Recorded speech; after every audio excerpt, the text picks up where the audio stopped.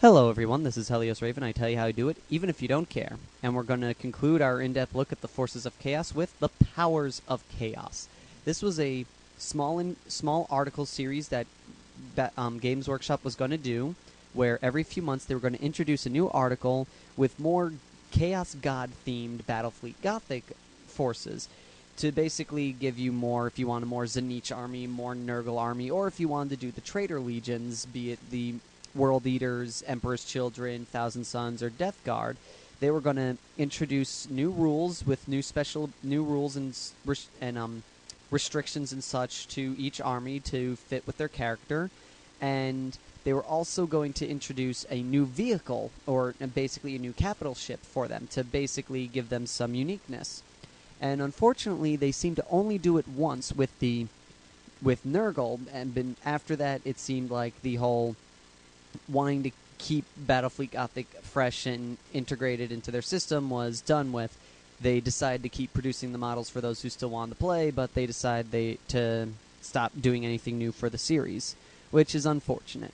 But what they did give us was Nurgle-based fleets, and what Nurgle allowed was for the following on his ships. They followed the same rules about War Masters and Chaos Lords. You need to put the War Master on your most expensive capital ship. Chaos Lords can go on any capital ship as long as a War Master isn't on it. And the War Master added a +2 to its leadership, to the ship's leadership, up to a maximum of 9. Chaos Lord increased the ship's leadership by 1 up to a max of 9. A Chaos Lord was allowed to get 1 extra reroll for 25 points, and he has the Mark of Nurgle, which gives the ship that he's on +1 to damage, +1 damage points added, so he gets 1 extra hit point, and he can't be boarded. Chaos Lords could purchase a reroll for 25 points, but it could only be used on his capital ship and any squadrons in his command. So basically you had to squadron up ships to this particular ship that the Chaos Lord was on to get his reroll on any other vessel than the one he was on. And he also had the Mark of Nurgle, and their points were adjusted accordingly. In terms of ship restrictions that they were allowed, the Nurgle forces were allowed to have up to 1 battleship in their fleet for every 3 cruisers or heavy cruisers, and if the fleet was 1,000 points or more, they were allowed the Nurgle special ship, which we'll get to in a minute. And they were subjected to the normal restrictions. They could have the Nurgle ship, either 0 or 1, they couldn't have more than that. They could have a Despoiler class battleship or a Desolator class battleship. For Grand Cruisers, they were allowed 1 ground cruiser in their fleet for every 3 cruisers or heavy cruisers.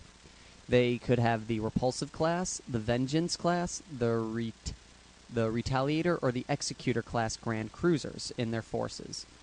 For heavy cruisers, the forces of Nurgles could have either a Styx, a Hades, or an Archon. And they could have up to 1 heavy cruiser in your fleet for every 2 cruisers. And you could have a max of 12 cruisers in your force, which was either the Devastation, the Murder, the Carnage, or the Slaughter class cruisers. In terms of escorts, they could have any number of escorts they wanted, and they were each given they could either have the Idealator, the Infidel, or the Iconolist class escorts. And they were also allowed to get demon ships. Now, their demon ships were forced to have the Mark of Nurgle on them, so their points were adjusted accordingly. Battleships now cost 85 points to be a demon ship, Grand Cruisers 65 points, Heavy Cruisers 60 points, and Cruisers 55 points. The Nurgle forces were also allowed Space Marine crews on their ships, which had to be Death Guard Space Marines, which basically meant then, at that point, that ship was given the Mark of Nurgle, was forced to take the Mark of Nurgle onto their vessel as well, and they followed all the same rules that regular Space Marines applied, and they also had the option of foregoing having fighters, bombers, and assault boats for just Thunderheart gunships, but this reduced the number of launch bays the ship would have by half, rounding down. So that was that for basically it. And that was the structure for using a Nurgle-themed army. And Nurgle was also given a new battleship, which was entitled the Terminus S Death Guard Battle Barge. Was one of the first capital ships assigned to the Death Guard by the Emperor, and it was a unique design that predated the Grand Cruiser, which was copied in MM36. The ship itself is pretty powerful. It's got 13 hit points, so it's one less than the Planet Killer. Its speed is 20. It has turns 45, 4 shields, 5 armor, so your standard battleship for Chaos Space Marines, and it also had 4 turrets, which were Miasma of Pestilence. We'll get into that later. In terms of launch bays, this thing had a maximum of 9 fighters it could have out on the field. It had one that fired from a POW, a port, and a starboard launch base. So this thing right away had a lot of assault boats and ordnance weapons going off at one time. It also has a port and starboard weapon known as the Hives of Nurgle, which had a range of 30 centimeters and firepower 6, and one was on its left and one was on its right.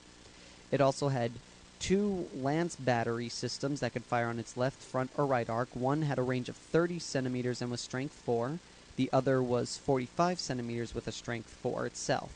Now, going into the special rules with the battleship itself, the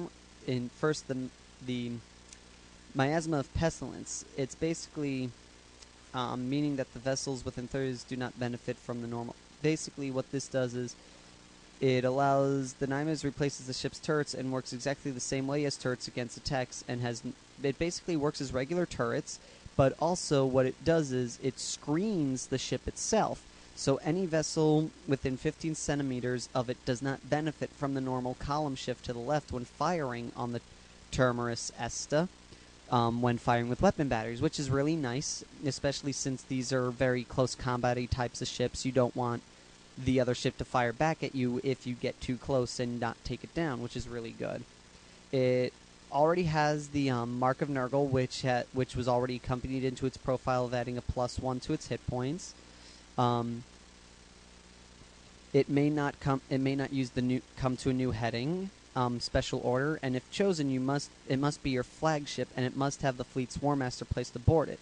This rule is ignored if, Emperor forbid, the Planet Killer is also present. Now, the only other thing it had listed is the Hives of Nurgle.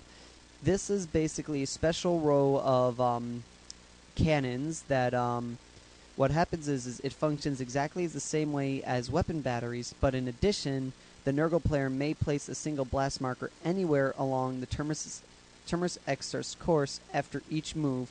It represents the constant seeping from these hives. So basically, what it is you basically can trail blast markers off of the back of the ship, so making it a little bit tougher for anywhere along the course. So basically, if it travels in a straight line, you could basically force, if like there were torpedoes or bombers coming along its way, you could place a blast marker in their path to give them a little bit of trouble. And this is really an interesting type of ship, I must say, because it's unique and it's fairly tough. I like this ship a lot. I think it's one of the more unique unique cruisers, and I really wished, after looking at this, that they continued making special class ships for these fleets, because I would have liked, because my personal favorite army is the Thousand Suns, and I would have liked to see what a Tzeentch army would have gotten as a battleship cruiser. Also, I'm very curious as to what a Khorne and Slaanesh force would have gotten. I can guess at what it would have been, but I would love to see what Games Workshop had in mind when they were still producing these articles. But sadly, they ended with the Nurgle forces, and that's what we got. All in all, it's really fun. If you're really big into Death Guard and all that, I say go ahead and really look into using this as a more unique force. It is by far a very clever adaptation of the rules and a very ingenious way of trying to make Chaos stand out a little bit more, as they always tend to do with than regular Imperium forces. And that's really all I can say for it. As far as the Terminus goes as a battleship, I like it a lot. It's very well balanced in all forms, and I really like the fact that it's got 9 launch bays for ordnance vehicles. That's really fun. You could do a lot of damage with that kind of firepower. And that is all the time we have for today, so until next time, this is Helios Raven, signing off.